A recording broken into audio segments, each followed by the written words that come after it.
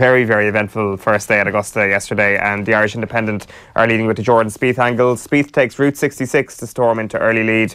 Of course, shooting that 66, which was an unbelievable performance, robotic once again from Jordan Spieth. And every time he does this, you're like to yourself, why haven't I put 20 quid in this guy to win the Masters? It wasn't without its blemishes, though, is the only thing. There was at least, there might have been 4 holes that he bogeyed, which, I mean, if you're the rest of the field, you're kind of thinking maybe there's a bit of a hope here. True, but then he goes on that 5 birdie in a row run, and it's just the putter's on fire yet again with Jordan Spieth. And because he's so good on the dance floor, I don't think people give him enough credit in terms of his iron work, which was so key yesterday, which let a lot of big players down. One of those big players, Sergio Garcia, unlucky 13 on the front of the Irish Examiner. Reigning champion Garcia suffers Masters meltdown, taking 13 shots at the 15th at Augusta. And God, it's like we've all been there. You don't expect Sergio to be there. You don't expect any person who's got a green jacket to ever be there. And I guess he was... Well, Spieth had a similar... I mean, it's not too long ago, Spieth on the par 3 12th. Was that 2 years ago? It was a similar situation, though, wasn't it? Yeah. And I take a point what you're saying now about in terms of this is ridiculous. Like, how can you have a tour thing? So I heard the score. Obviously, I was working last night on the Arsenal game with Shane and stuff. So this came through at some point in terms of the score, and immediately I thought, he's lost. He can be a bit temperamental, a bit emotional. Garcia get down very easily. I thought it's one of them. He's hit it in the water and he's just chucked it. Mentally, he's just lost it. You know, that can happen, particularly maybe with him. But when I got back to the hotel, we were watching the highlights last night. They actually dropped it in at some stage in terms of the coverage and showed his shots. Like I said to you before, I didn't see him hit a bad shot. 5 times he hit it in the water. And I've got to be honest, every time it landed on the green, I thought, oh, good shot. Before. Now I know we're going to have an argument about this. I know what you're probably going to say. Go on, say. I'll let you say. I won't put words in your mouth. It's not a good shot if you've made the exact same shot 5 times in a row. But it was a different shot, wasn't it? No, but you made the point. Why didn't he take his punishment, wasn't it? In terms of like throw it, yeah. But I think once he puts it into the water twice, you're chasing your tail. It's almost if you feel obligated. Now I have to gamble that little bit more now. No, I don't think so. Even almost to rectify the situation, it's damage. It's damage limitation. Then I think once you make the decision, he's dropped into the water once and drops it again. I think once he decides, now it's a natural thing, isn't it? I can get this down in 2. Yeah. I can limit the damage. That's why these people think it's right. That's why these people think that. But this is why they operate at the highest level. They don't think, oh, well, I'll take that 2-3 shot kind of penalty. They think, no, I can get away with one. Not at Augusta, it's like Spieth. What about Spieth on the 18th? I looked at him. He was on the end of the fairway after his 4th shot. I don't know where he went. He must have gone into the trees. Yeah, he was in the trees after his 3 shot. No, I was looking at that, and I was talking to Shay, thinking all he's got to do is get a 7 on out. Just get this up the fairway, 50 yards short of the green, chip on 3, and just take similar thing. Take your punishment. But he gets it. It was a fairway wood out. Has this swing, and I'm thinking, what's he doing first round? There's no reason to take this type of risk, like, but that's the way they think. That's what they think nowadays, especially young players in particular. Like they don't think that kind of positive imagery that they have in their heads. Don't let any of those kind of negative thoughts. Sergio is one of the players who now, like, nobody knows how he reacts. Well, until yesterday, post winning a major, but like he definitely was one of those players who, for years, I think, was just getting in his own way. Like that was the reason that he wasn't. He definitely had the talent. And that was the reason he wasn't winning majors or winning enough tournaments, was that he was getting in his own way. His own negative attitude ultimately was making him lose this stuff. But I don't know, because it's interesting. I like, if that's you on the golf course, right? If that's you tipping around Cabinteely golf course or wherever it is you play, Essex National, whatever it's called. You know, I'm in forced retirement from. I haven't touched the golf club in a couple of years for those kind of reasons. Just absolutely driving me mad. So what happens if that's you? If you hit a decent shot, it goes up and it trickles into the water, are you reloading? Particularly when he's he'd done that particular hole, what you usually generally pick a yardage in terms of, it's usually 15-20 foot beyond the pin, a little bit of check, you come back towards that. That's kind of the ideal shot, isn't it? In terms not of on this hole though, reasonably close. Well, yeah, once you put backspin on it, then you're giving yourself no hope whatsoever if you're going 15-20 yards. A certain amount, not you can't put enough welly on that actually, like, revs back into the water. But if you're looking to actually get it close and actually make a birdie, which most of them are, when you kind of lay up as he did initially, you've got a wedge in your hand, you're looking to hit a 15-20, just a little bit of check on it, just to encourage you, just to like almost, just encourage it back towards the hole. And he's probably only about 5-10 feet out in terms of where he actually pitched the ball. So you're saying, why did he keep doing the same thing? I think he meant to throw a little bit. He didn't mean to exactly land in the same spot. they did every time. He's probably looking to add an extra 5-7 foot on the actual chip. That's what he's looking for. That's the kind of detail. That's where they're actually looking to hit, isn't it? What he said afterwards was that he could have been 2 foot further from the pin, away from the pin, and he would have been fine, or he could have been a foot closer to himself and he would have been fine. So I think he was actually trying to go for that 1 foot closer to actually land on the near side of the pin, which was a stupid tactic. Just because he's got a green jacket doesn't mean he can't not be humble approaching Augusta. It's one of the toughest golf courses in the world. What happened is he's embarrassed himself. At a certain point in those shots, Sergio Garcia is embarrassed. Oh yeah, that's what's happening. He's still got to have that humility approaching his golf course. But he's trying to chase it. Like, and Sergio is, that's Sergio. That's what he does. But that's most. I'd say that's most. You're right. There's a tipping point when actual humiliation comes into it. After he's put it into the water the second time, that's it then. He knows, big stage, supporters, TV, the whole thing. I've got to do something here that's going to... He can't give it up. But I'm talking that after that initial one that he's put in the water, he's put his fourth shot into the water. Is that right? Yeah. So he's hitting his sort of initially. So he's hitting what? 6? Sorry, overall. No, this was... He was hitting his third. He was hitting his third actually. So first time he's dropped it, it's 5. He's hitting 5, so he's thinking that what I'm talking about, damage limitation, chip and put get a bogey and I'll get out. So that's the mindset. But like you said, after does it second time, I think that comes into it then in terms of a bit of personal pride, the old humiliation, and very difficult then to step. I know what you're saying logically. I don't think that's how the mind operates. I think that's. I was saying to you before. Kevin Costner, Tin Cup, exactly the same thing. I was at the European Open at the K Club a number of years ago, and Thomas Bjorn was leading the tournament. I think he might have had a 2-shot lead, closing holes. Off the tee, puts his tee shot straight into the liffey. I was at this tournament, I was looking at it going, oh, Jesus, how's he going to react to this? And the thing is, you got to go down, take your medicine, take your drop shot at the nearest point of entry and crack on. I think he had a 2-shot lead. It actually wouldn't have impacted him. Puts the ball down, goes again, puts it back into the liffey. Does this 4 or 5 times and ends up losing the tournament. Yeah. But from that day on, I've been like a Thomas Bjorn absolute super fan. Why? Because I just thought, fair play to him. Like, it was totally the wrong thing to do. It was something I would have done. Like, so if I was knocking out my mates. Absolutely. He's fallible. What sort of logic is that? It's that mindset on. It's that mindset these I'm drawn to fallibility on. That's why, that's why you and I are presented here now. There's also a difference between the European Open, where the Liffey is your biggest enemy, and the Masters, where Rays Creek is your biggest enemy, and the green is like a marble floor, and the pin position is in an unbelievably tough spot. Same kind of mentality. But they back themselves. These lads back themselves. There's no area of... You can't have any kind of self-doubt. That's how I say it. Even when you hear these players talk... It's just a psychology. They can't allow... Everybody on the hole that day is going, stop doing this. Go down and take your medicine. And I'm sure it was the same yesterday. But is there not an element that it's day one as well? You've got to make it, like you're a ready champion. You can recover from 13 over par, whatever it is. Oh my God. The back of the Times as well is going with this angle on the Masters. It's Masters misery for Sad Garcia, reads the headline here. Champion hits 5 successive shots into the water. You've got Aaron Ramsey there celebrating after presumably his wonder goal last night. Just a week of superb goals in European football, really. As we said, we'll get into the nuts and bolts of that game in a little while. It's Sergio as well on the front of the Irish Times sports section this morning. Garcia provides the cautionary tale for all. Maybe not a cautionary tale, judging by the people sitting around this table. Maybe it's a tale that you should do it over and over and over again, because you'll get fans as a result of just being stupid. No, I take that back. I'm not saying Sergio was stupid. He was just a tiny bit stubborn. And Sergio reads the back of the Irish Daily Star. Nightmare 13 floors champ Garcia. You've also got a little picture of Rory McIlroy there. 3 shots off the lead after an impressive 69 yesterday. All right, the Irish Mirror this morning. It's football all the way here. Rambo well healed. Ramsey's wonder goal lights up Emirates as he and Lacazette give the Gunners a massive advantage. Kenny was on duty, as he said, for Air Sport last night. We got his thoughts on Liverpool's win in the Europa League last night, or certainly the advantage they've accrued. Pep, I blew it, is the other headline here at the bottom. Guardiola accepts his Sterling cock-up led to City's Anfield drubbing. So we'll get Kenny's thoughts on that and all. That is the Irish Mirror this morning in the Herald. Reds aim to spoil it for rivals. Lingard believes that United can stop City winning the title if they give focus 100%. And we'll ask Kenny a bit later if he wonders whether City are going to be at all dialed into winning the league against their nearest and bitterest rivals. We'll see. That's the Manchester Derby, of course, over the weekend. The Racing Post and the Backpage, Tiger in the pack. Woods fights back from a shaky start. And racing coverage here in the front.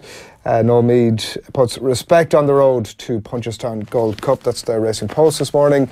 In The Guardian, it's Tiger Woods here. Tiger fails to fire. The sun was out at the turn, but Woods had not warmed up. So a lot of the coverage, as you can imagine, across the back pages is slightly behind where I would have suspected that Jordan Spieth would have been on most of the back pages today, although Tiger is going to sell you a few newspapers, it has to be said. Reflections too on Arsenal's win last night. And the Daily Telegraph then, Garcia's, this is definitely a newspaper that had gone to print before the end of play. Garcia's 13-shot horror, pretty dejected, lonely, I would say bowed Sergio Garcia after his disaster there. Meltdown, Masters meltdown. It's supposed to be one every single year. I think the consolation for him was going home and opening his bedroom locker and watching that green jacket that's hanging up there. I think that'll give him a little bit of consolation. It generally does after days like that. The other thing is that he has named his child Azalea after the famous Masters flowers, the azaleas. Obviously, name of the hole, I presume. Oh, the hole, yeah. But 13th. Okay, is that the name of the hole, is it? Yeah, okay, yeah. And the azalea flower of the Masters is obviously... Yeah. They're obviously synonymous. Yeah. And the thing is that obviously he did that because it was going to remind him every day of the greatest moment of his career. And now suddenly... I'm not I don't think so. I don't think that'll be tarnished somewhat. You can never take that away from me. Hey, Azalea, come in here for your dinner, and then he's like thinking about Yeah. Firethorn is the name of the 15th hole. I wonder what are the chances of him naming his second child Firethorn. I think one of the things I look forward to the Masters is the old Champions dinner. Oh yeah. Kind of nice. I always, in terms of the menu which the players, I'm always like, I can't wait for it. Remember Danny Willett a couple of years ago when he went back. Obviously a Yorkshire boy, isn't he? Willett, and it was all it was big pies, Yorkshire puddings, big thick onion gravy, all of this type of thing. And obviously, so I'm always trying to kind of second guess it. So I was thinking, oh, Garcia, that'd be just be interesting. Bit of paella, whatever. I noticed he let his missus pick the dessert, which I thought was a bit of a cop out. It was more of an American style syrupy type dessert. I was very disappointed because it's usually very kind of patriotic in terms of this what I grew up on. I was disappointed by the entire menu. The starter, you can have a look here, the starter. This is the most golf starter that's ever been invented. International effing salad. That's a sellout. International salad. That's a sellout, isn't it? Inspired by ingredients representing countries of Masters champions. Do me a favour. Spanish food is some of the most beautiful food that exists. You don't need to worry yourself with an international salad. Yeah. Have something nice, like a nice goat's cheese salad with a bit of beetroot and a bit of chorizo or something. There's not nice about goat's cheese salad, I'll tell you that for a second. Chorizo. Oh yeah, good point. It's like international salad, Kenny. Yeah, I know. Even the main course, it sounds like, it's got to be, is that a paella? That's rice anyway, rice. Paella is rice, isn't it? A bit of fish. Yeah, it is, that's true. Fish, it's kind of leaning towards that way, isn't it? Yeah. But then the dessert's a cop out as well. Why can't you look at the dessert? I'm disappointed. Yeah, but it's like, I think he let his missus choose it. Look, Angela, he mentions her name. Cake. I think that's a nice touch, no? Cream, what is it? I don't even know what it is. It's like I don't even know what it is. Leche is milk, isn't it? So it's like sort of a caramelly ice cream type situation. That's poor. That's a poor selection, isn't it? Kenny Cunningham wins the Masters 2019. What's he saying? A big coddle. A big coddle for the Megan. That cleared the room. That would clear the room, wouldn't it? Oh my God, can you imagine? Jack Nicklaus sits down to a bowl of coddle. Yeah, I wouldn't have a star. I'd bin the stars because who would starters ground up in Dublin, Ireland in my time? If somebody put a star in front, you were like, you'd be saying that's an outrageous. It's on the main course. You'd be disgusted. You'd think that was your nobody got a star. You know what I mean? Yeah, always save it for the dessert to be the big one. I like the Now I like I'm generally more traditional in terms of apple crumble and custard, but I do like the big Morand thing with all the flares, and they get the eaten mess, is it? No, not an eaten mess. I think there's another name for it actually. Funny enough, I think it actually had it at me wedding. Yeah, but it's that. But there's a special name for it. They really jazz it up and stuff, and all the lights, and they like big firework display. They light the thing. They light the thing. Are you going to Americanise them? Yeah, no, I'm not traditional. I'm just throwing. I remember the name. I'm doing I'm panicking here now, like Sergio Garcia, and just throwing random. I was so disappointed with his selection. It's one of the highlights of the tournament for me. That menu. So what would your dessert be? Well, he just said apple crumble, no currants. Right. Don't slide a few currants in there on the sly and pretend it's a traditional apple crumble. That's more of a strudel. That's more over the years, but it's never. I literally have to ask on the menu if it's an apple crumble. Over the years, I've learned the hard way. I literally have look. There's no currants in this apple. Yeah, by biting into it and having to chew on the currant for about 15 minutes. It is, isn't it? That's the way it's gone, isn't it? You got to have custard with apple crumble. Not broke, don't fix it. Seriously, if it's not broke, just leave it alone. You got to have custard with apple crumble. It's not an ice cream dish. Toby Carvery, when I first went up to Birmingham, we went up, myself and my missus went up, we were eating at local Toby Carvery, just a bail oak, and they had like a bottomless jug custard with the apple crumble. Oh, nice, my God. Nice. Heavy on the custard. Unbelievable. Kenny, we want to remind you, you mentioned the Cabbage Patch and yourself and Freddie Lundberg. We want to give you a little bit of a reminder of that particular incident. There you go. Now, this is one of those moments, obviously this is just outside the box. Yeah, just outside the box. But it was one of those, I had a few of them around this time in my career. Do you know when you go into a tackle and you think, generally speaking, yeah, I've got this, your toe poked away or whatever, and you start arriving a split second late. Yeah. I think that was my second red card, my first from Stephen Gerrard, probably the same season. And it's just at that time in your career that you begin to think, you know what, this is it. That kind of transition where you're just not physically, your levels are just kind of dropping. So remember that particular tackle, I was a little bit of embarrassment in terms of getting sent off. But you can see the run, you can kind of anticipate what's going to happen, but your body just doesn't quite react quickly enough. And I remember giving away, getting sent off, and actually before I made a tackle thinking, yeah, I'm going to make this, but my body just not reacting quickly enough, you know what I mean? In terms of just getting there, the split second too slowly, getting my foot out, and just almost a tap in the shoulder. Was that your last year then? Was that? Yeah, I think that was the year we went down. Yeah, but just generally speaking, that's a horrible feeling when physically you're just not there. You know what I mean? Did you know before that, or was that? Yeah, like I said before, then I was like staying. I was very rarely got booked. I mean, never got sent off and stuff like that. But I remember the Stephen Gerrard red card at St Andrews as well. Just thinking, yeah, I'm going to get here, but just not. Your legs just not carrying you quickly enough over the. I don't know. I mean. It's just Gerrard, he could racehorse, wasn't he, type thing. But I remember thinking, I can get there, I'm all right, type thing. Which you generally will give myself a few yards, which I generally had to do anyway. Wasn't the quickest, but I'll get there. That's grand. Boom, boom, make that tackle. I can see, but not your body just not in tune with your brain. Your brain's seen it, but your body's out of sync, and having to kind of fine tune your game then because of that. Having to give yourself an extra yard then in terms of covering, and having to, you know what I mean, go down that road and actually almost kind of hating yourself then, because that growing realisation, that's it, no, I can't, and you fight against it and you try and back in the gym and you're doing as much as you can, but that's it, your body's you got to convince yourself and that's where I was at that stage in my career, and having to kind of accept that's a tough one, that I'm not going to be able to play at the level that I want and I have done previously, and I'm going to have to modify my game and accept that. That's a tough position to be in as a footballer. So you go into the gym, you try and get fitter, you try and get that physical level back, but you can't. So what about the other way? Can you train your mind to actually catch up with an ageing body? No, you can't, because physically you just can't make the ground from A to B. You can't make. But coming to that realisation is surely an important thing. It's just experience. Like then you got to modify a game, like I'm talking about. You got to adjust your game accordingly and make allowances for that. But that's tough to do, and it's why when I always hear a lot of players talk about, you play for as long as you can. I always tell people, play for as long as you can. There's no way I was going to play for as long as I could. I retired at 36. I possibly could have played for another year or two at a certain level, but I couldn't, because I was hating myself in terms of how I was playing. I wasn't enjoying it, and I just couldn't play on any longer, really. And I hadn't lost interest, but just getting fed up, getting angry with myself, and just not enjoying it as much. So for me, it wasn't play as long as it. Wouldn't have taken a step down, like in terms of the. No, it wasn't the case. If I was too good, no, I'm too good enough to play. That wasn't it. It's just the level, because my standards had dropped to such a degree. Right. I was fighting and roiling against that. I couldn't really accept. That was hard for me mentally. It was tough. I wasn't really enjoying it, so it was right for me to step back as I did. And that's why when I hear the type, I'll play for as long as you can, I think, you know what, not for everybody. It really isn't. I play for as long as you can while you feel as if you're enjoying your football and you feel as if you're kind of making an impact. If that's all good, there's a lot of positive energy in your head, absolutely play on. And some people play till their legs go 40, whatever, and that's absolutely fine. But I certainly wasn't in that position, and that tackle there kind of sums it up, like, you know what I mean? Horrible. Baked Alaska. He's a good player, Freddie Lundberg. He's a good player.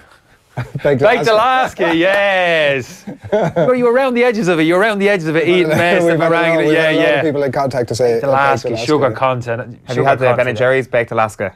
They do Baked Alaska in a tub. It's quite nice. They must do it on a donut. They do everything on a donut now. They spread everything on top of a donut. There must be a little Baked Alaska number now on a donut.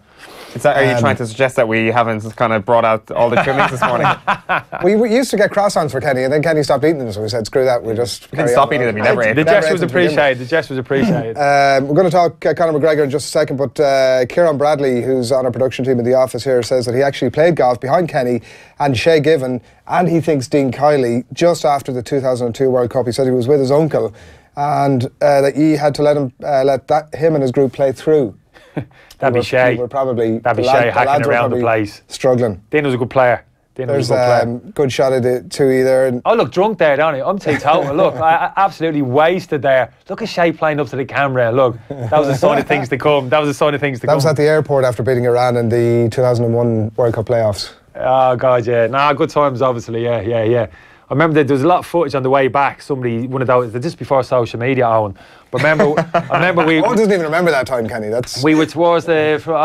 I heard there was things called VHS. It'd be folklore for you, Owen. Like he'd remember it. But remember, obviously, at that stage, thanks to Roy, we're down the front of the plane coming back. So the old curtains were pulled. So we were all there together on the coast. I remember sitting alongside Noel, I think it was, and the old sing song, give us a song, Kenny. So yeah, why not? We're going for the World Cup. Way off we go. The drink was flowing, champagne. I do remember starting off a bit of a song, and this is it was always great with the lads. We're all together. We're our own little thing on the plane. And I do remember out of the corner of me, like kind of peripheral vision, just noticing like a camera just sticking out, the curtain getting pulled, and somebody's like a little camera lens like poking in, thinking, here we go. And there is actually some. I don't know if they produced the DVD. There is footage. I've seen some footage. Yeah, I'd never watched it like myself.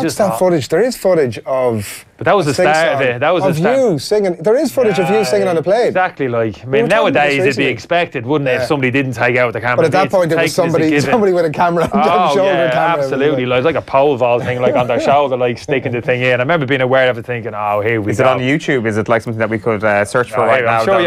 I'm sure you will. But but that was Tommy's all over that, Kenny. Needed to say. But that was a good trip home, obviously for obvious reasons. But no, I wasn't sipping the champagne myself. I was on the orange juice. But you would think so. But the look on my face there, absolutely wasted.